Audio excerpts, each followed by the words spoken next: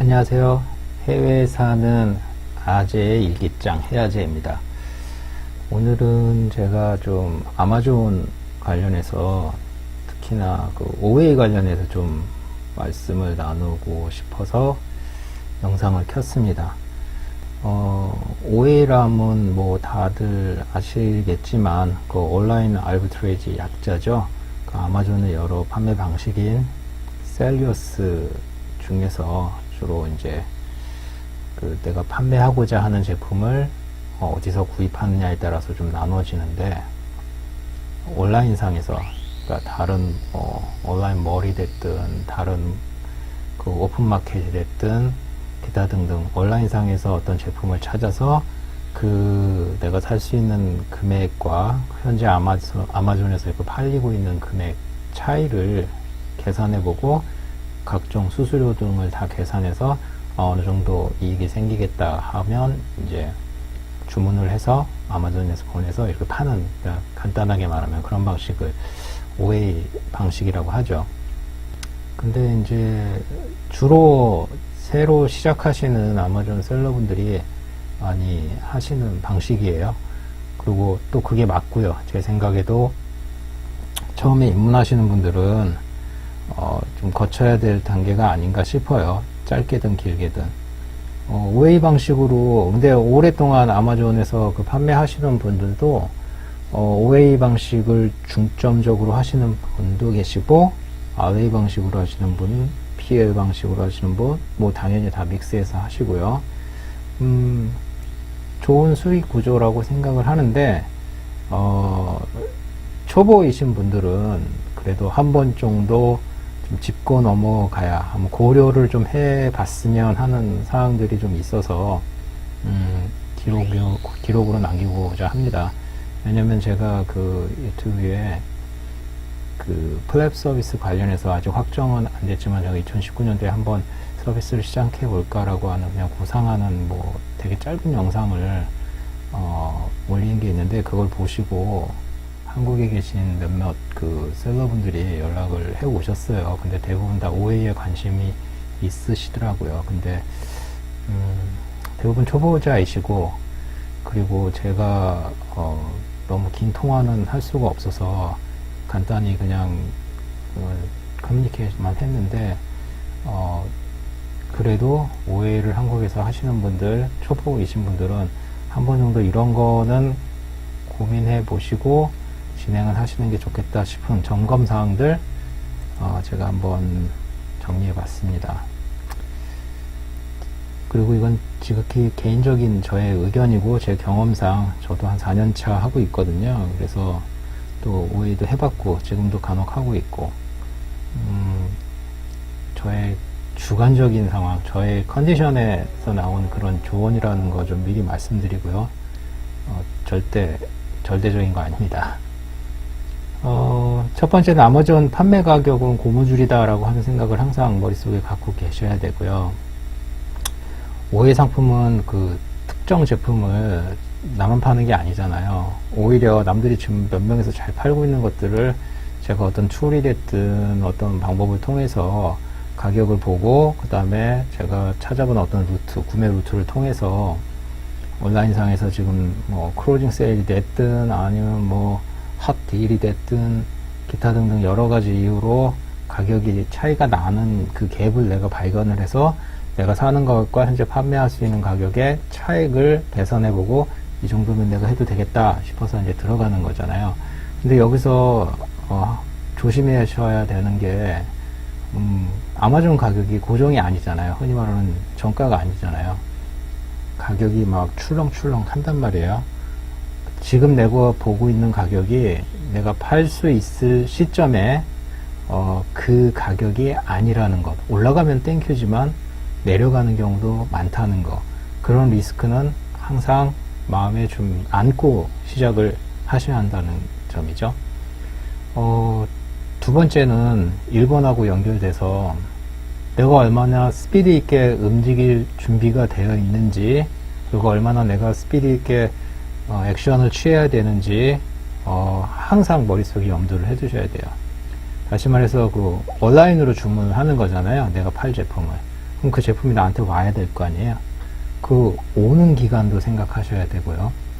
만약에 그 제품이 미국에서 수급하시는 제품이라고 한다면 보통 아마존 뭐 프라임이라고 하는 서비스가 획기적인 건 미 어디서나 이틀이면 다 간다라고 하는 아주 파격적인, 한국에서는 이틀이 뭐 그렇게 빠른가 싶은데 미국에서는 이틀이면 엄청 빠른 거거든요.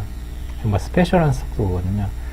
그렇지 않은 일반, 특히나 그렇게 가격을 싸게 디스카운트하는 제품들은 그 노멀 슈팅으로 항상 보내기 때문에 그냥 에버리지로 생각했을 때 5일이다 이렇게 생각을 하셔야 돼요. 제품이 어디에 있을지 모르기 때문에. 뭐 제가 있는 캘리포니아 같은 경우 만약에 제품이 뉴욕에서 온다 그러면 5일은 몇 건이 걸리죠. 그리고 그것도 상당히 서둘렀을 때 내가 주문하고 그 온라인 업체에서 그날 당일 배송하고 막 이랬을 때 얘기인 거예요. 대부분은 또 당일 배송 안 하거든요.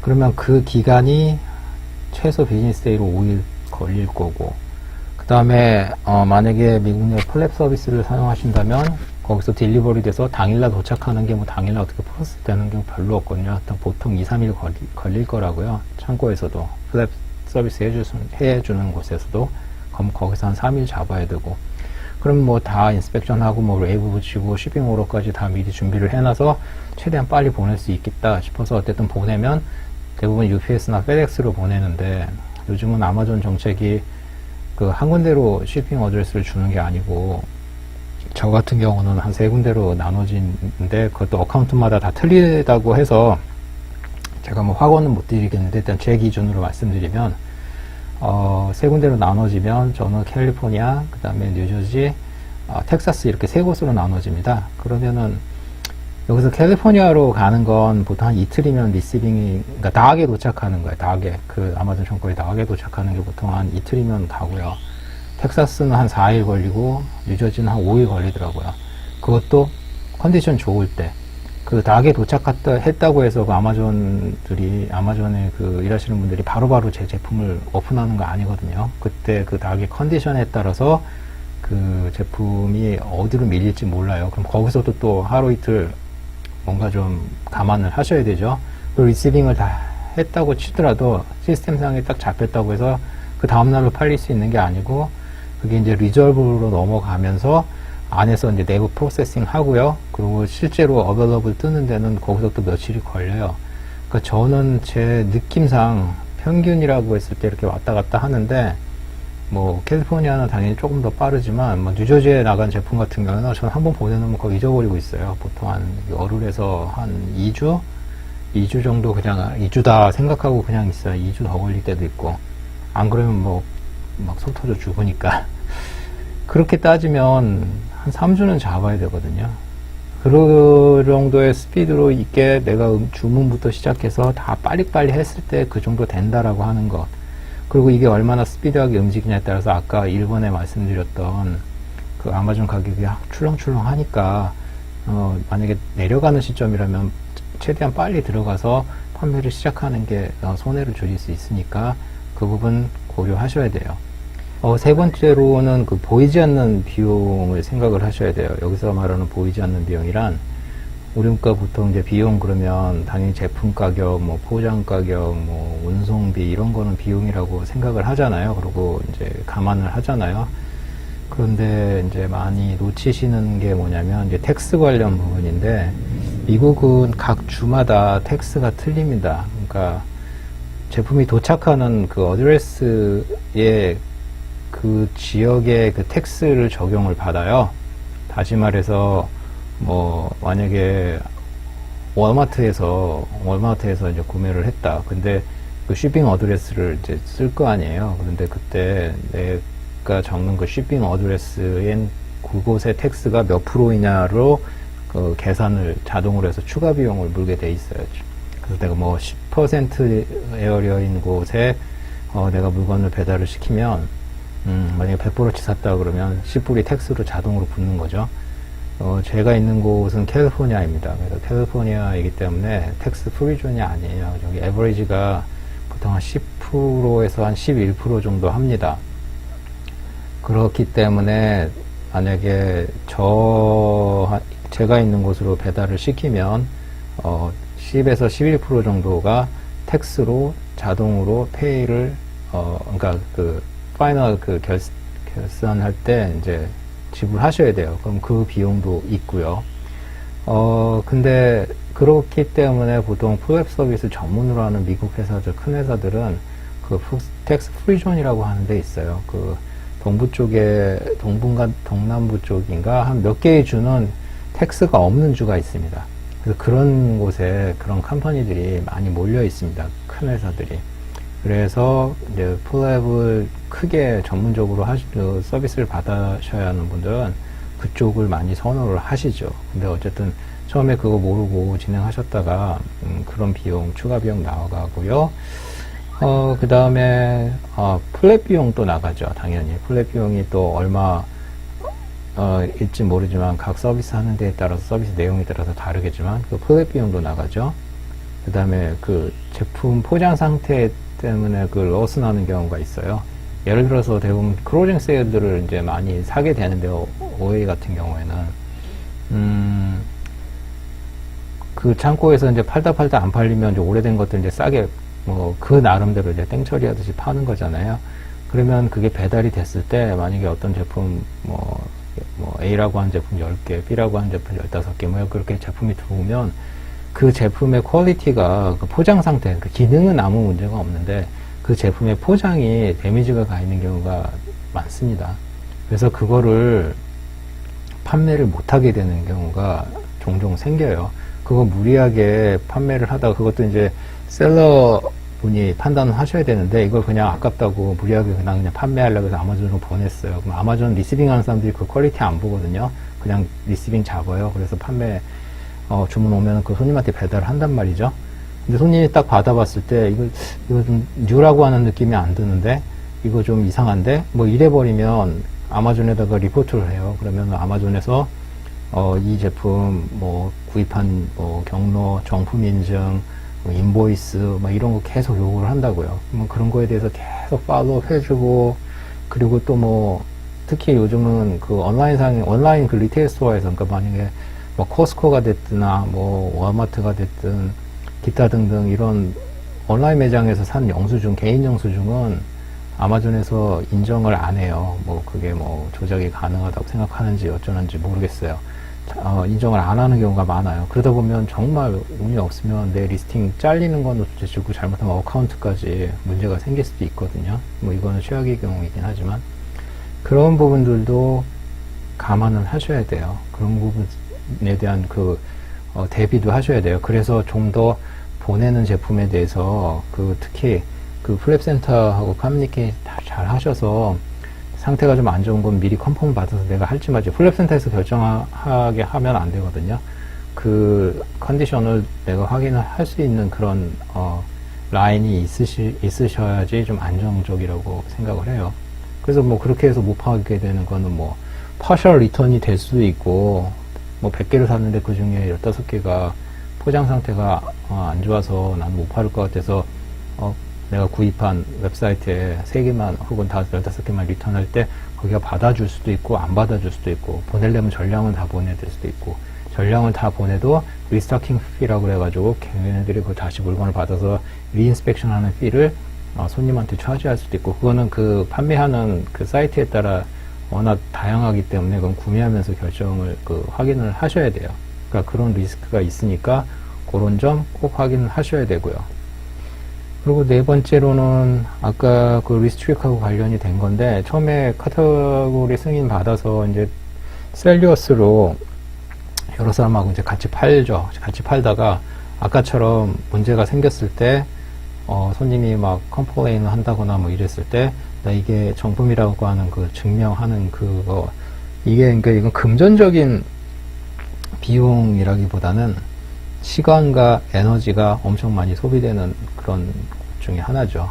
그리고 최악의 경우 만약에 내 리스팅 이제 못 팔게 됐다 그럼 그 물건 빼내야 되거든요. 그 리무브 한다고 하는데 그 리무브 오더를 해서 물건을 어딘가로 받아야 돼요.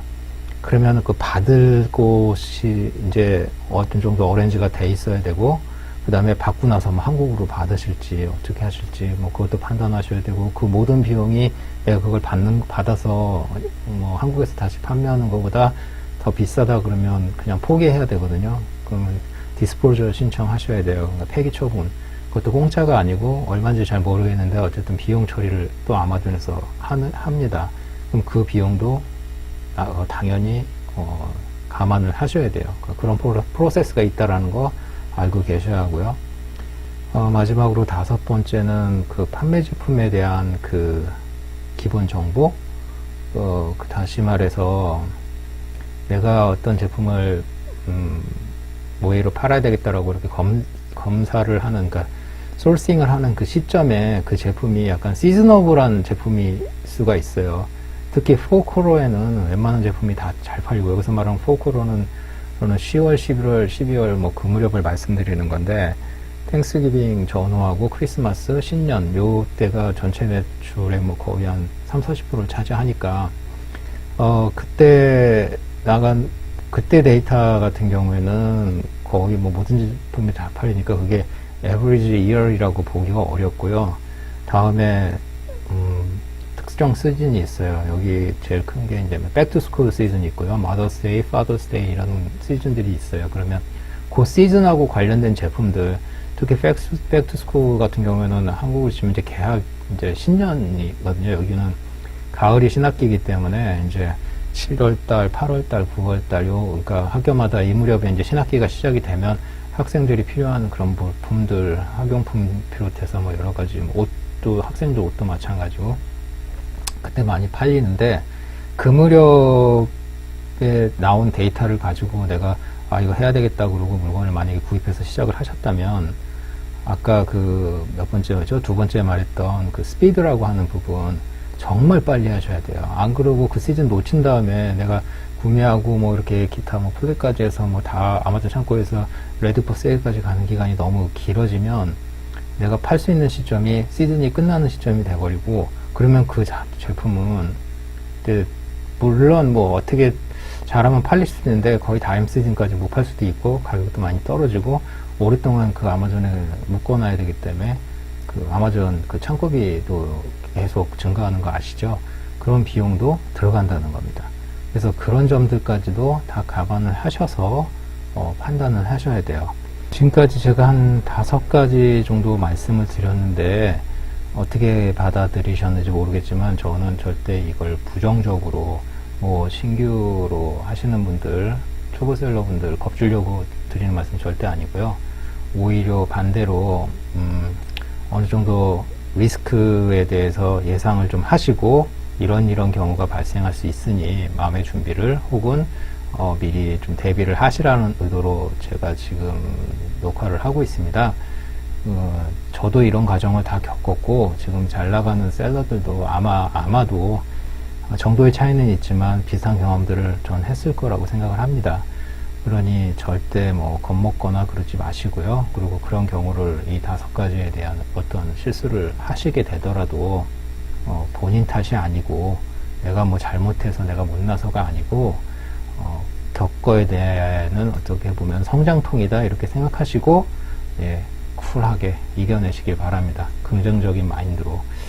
그리고 다음 영상에는 그럼에도 불구하고 오해는 왜 거쳐야 된다고 생각하는지, 제가 주변의 지인들이나 저한테 제가 아마존을 하고 있다 보니까 상담을 이렇게 하시려고 하는 분들한테 제가 저도 역시 처음에 오해를 좀 권해드립니다. 어떤 의미로 초보자들에게 제가 오해를 권해드리는지, 그거는 시간이 되면 다음 영상에 한번 연결해서 만들어 볼 생각입니다. 별로 재미도 없는 얘기 들어주셔서 감사하고요. 언제나 저는 긍정의 힘을 믿는데 될 거라고 생각하시고 천천히 뚜벅뚜벅 걸어 가시다 보면 자기가 각자가 원하는 길에 언젠가 도달할 거라고 저는 믿습니다. 힘드시겠지만 모두도 화이팅! 좋은 하루 되세요.